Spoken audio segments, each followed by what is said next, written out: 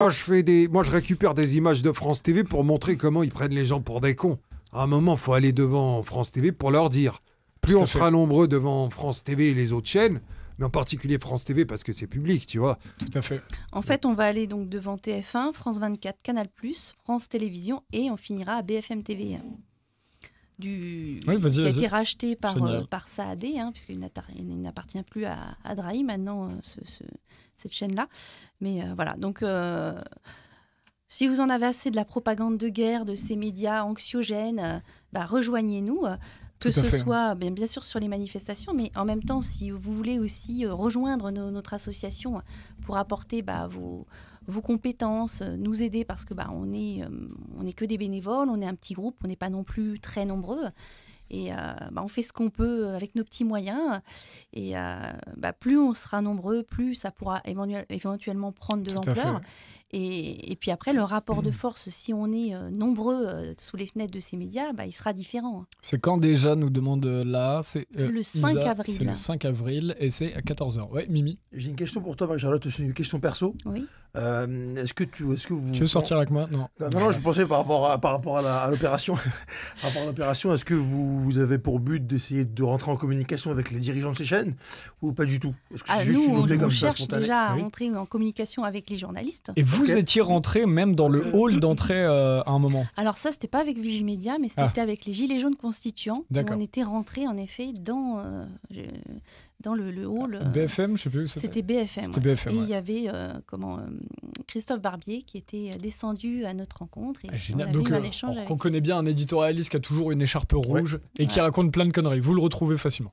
Et est-ce qu'il vous parle, Marie-Charlotte, ou est-ce qu'il vous évite ça dépend. Qu'est-ce qui s'est passé Mais là, quand Barbier est venu il y a eu un échange. Ça a été filmé d'ailleurs. On peut encore le retrouver certainement sur YouTube. Vous tapez, je pense, Gilets jaunes constituants, on entre dans BFM.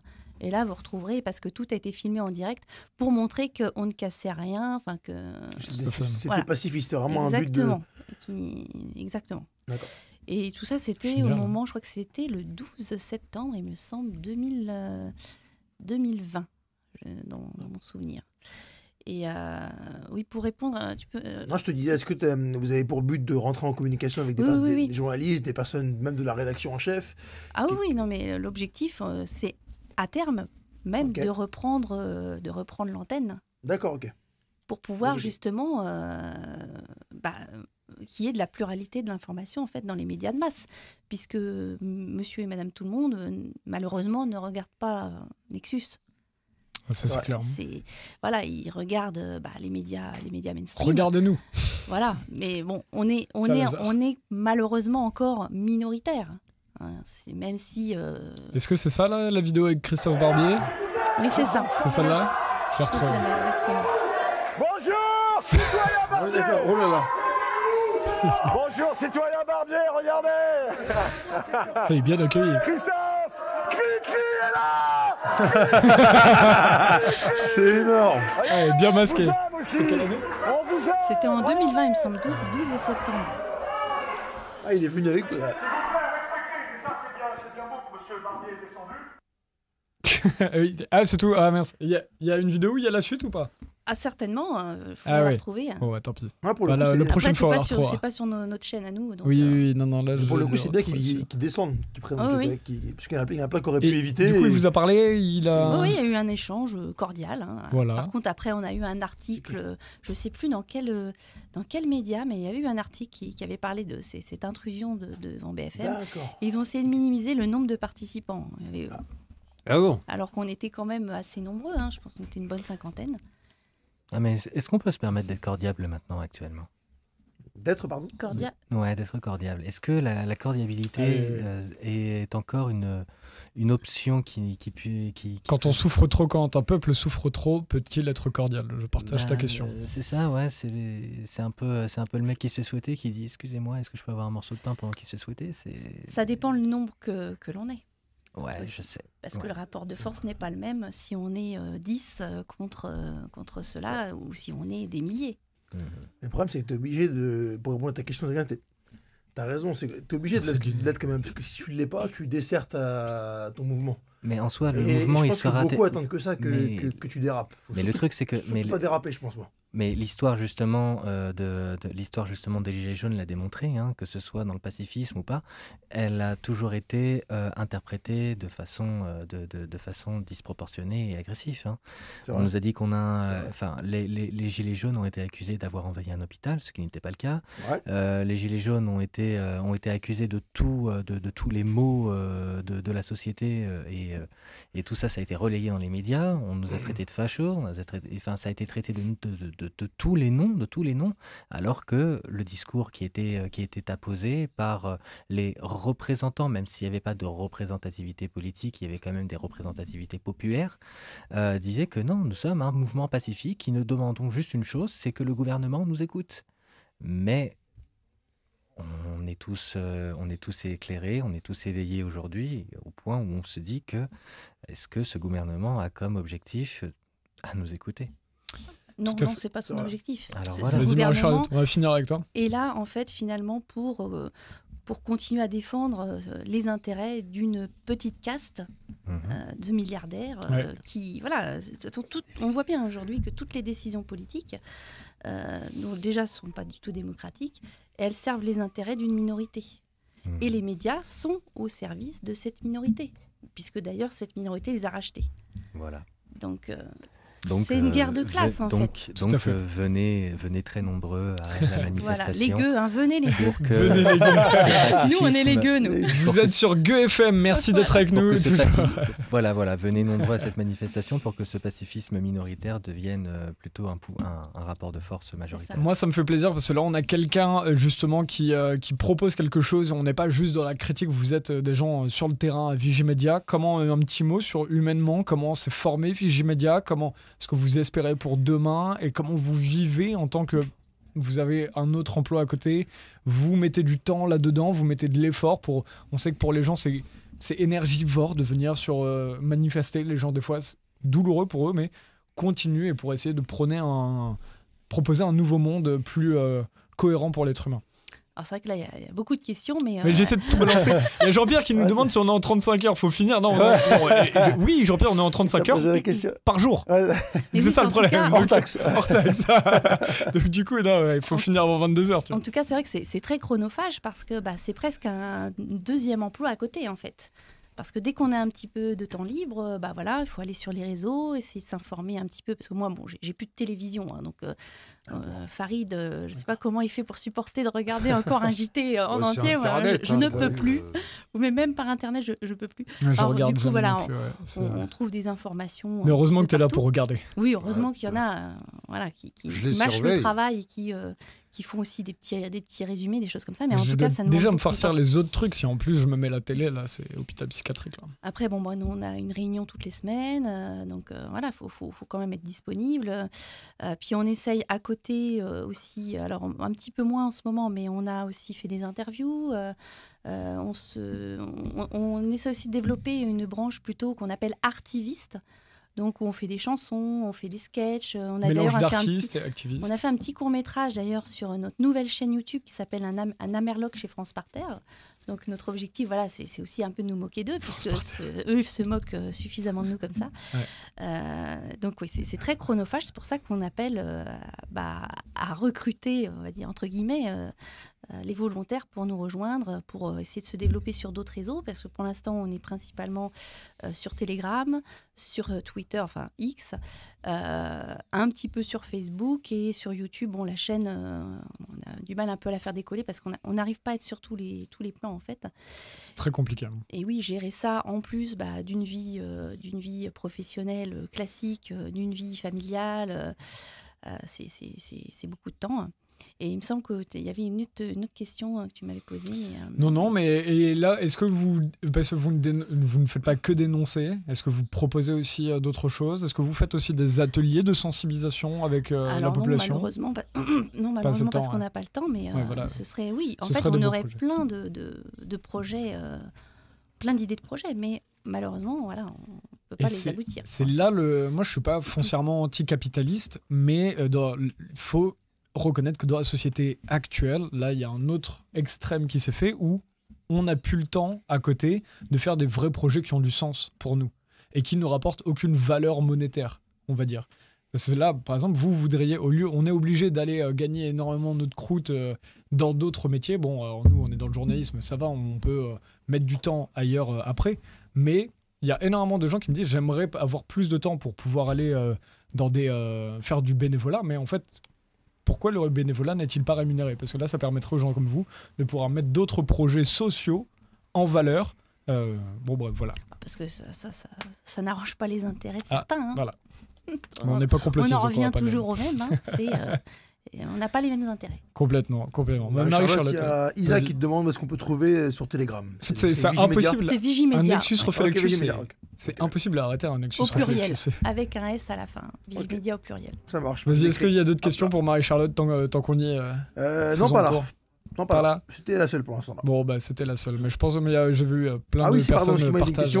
Dipati qui demande qu'est-ce qui vous invite dans les médias libres? Alexis Poulain, Toxin, Push Media, etc. Oui, Vigimedia. Vous êtes invité sur des médias. À l'époque, quand. François, à l'époque. Donc, on avait invité à François, donc Nexus. Sinon, c'est vrai qu'on a quand même pas mal de difficultés. Même à toucher les médias libres. Même, oui. D'accord. Ça, c'est n'importe quoi. Ouais, c'est une secte, hein, je te dirais. Alors là, si tu vas là-dessus. Puis, il y a aussi sur GPTV. On va se prendre la mi-vilu de. Sur GPTV, puisque Sylvain, qui est aussi. Oui. Sylvain Baron, qui est Sylvain Baron, qui est à Vigimedia, chez GPTV. Qu'on a reçu aussi il y a quelques temps. Ouais. Voilà. Donc, c'est principalement ces médias-là. Pourquoi tu dis que c'est une secte? D'accord. Non, on va se faire attaquer après, les gens vont dire. Les autres médias libres, non, mais les autres médias, parce qu'on va dire que. T'as des comptes à régler? Moi, si tu veux, les autres, je les insulte, j'en ai rien à foutre, j'irai pas chez eux.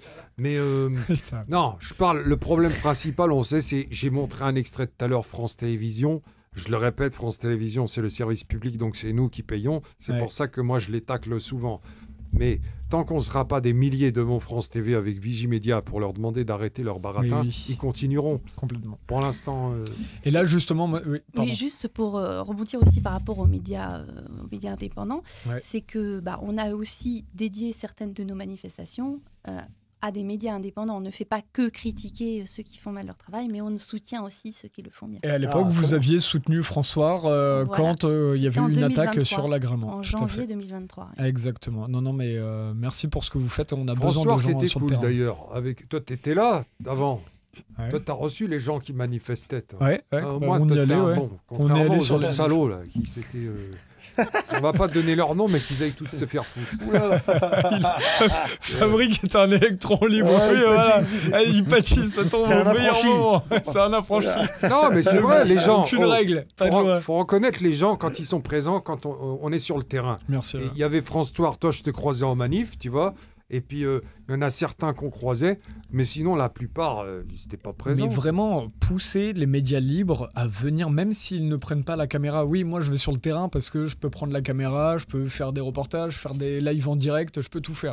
Mais même si un journaliste qui sait rien faire, venez au moins pour dire, Toxin est là, au moins un tel est là. Et c'est dommage, des fois, c'est frustrant de ne pas les voir, notamment à la NSM la dernière fois. En tout cas, sur les manifs que nous, on organise, on a régulièrement deux médias qui viennent pratiquement systématiquement filmer nos manifs. Donc on a Réservoir à PPS qui lui fait des directs et on a LDC News qui lui fait des montages après. Voilà, c'est les deux. Léopold. Il y a Taxi aussi. Alors Taxi, il vient moins sur les nôtres, mais en tout cas, il filme beaucoup de manifs gilets jaunes. Qui s'y devient vécu Gabin, là, comment il s'appelait? Il était un peu à l'époque, mais c'était plus l'époque Covid. Il ne vient pas trop à vos manifs non plus. On n'est pas trop en lien avec ce média-là. Oui. Bon, écoute, en tout cas, venez le 5. Si je peux, je reviendrai aussi à ce moment-là, mais j'espère pouvoir être là parce qu'il y a l'acteur de Kaamelott du coup qui sera vendredi. Ce serait pas mal. J'ai posé une question simple. On a eu Asselineau qui a fait une manif là. C'était ça que je voulais dire. Voilà, Asselineau il fait un rassemblement pour la paix contre Macron ce jeudi. Apparemment, demain, c'est Philippot qui va le faire. Exactement. Et moi, je pose la question, pourquoi est-ce que ces gens, ils vont pas manifester devant les médias, ceux qui sont responsables de la propagande? Alors, moi, j'ai envie de te dire, par contre... continuer d'être invités. Parce que sinon, ils passeront plus. Pour continuer d'être invités, c'est intéressant ce que dit Lazare. Mais du coup, ce qui est intéressant là-dessus, Non, j'ai perdu mon idée là, c'est 21h45. non, mais justement, oui, par rapport aux manifs, ce qui est intéressant, c'est que justement, heureusement qu'ils viennent pas non plus dans ces manifs-là, parce que alors, j'ai rien contre Asselineau, Philippe, enfin, j'ai rien pour ni contre personne, parce que moi, en général, j'aime pas la politique politicienne. J'aime pas les partis politiques, personnellement, moi en tant que citoyen là. Donc je trouve que ces manifestations, heureusement qu'elles restent populaires, organisées par des gens qui viennent du Cambouis, tu vois ce que je veux dire.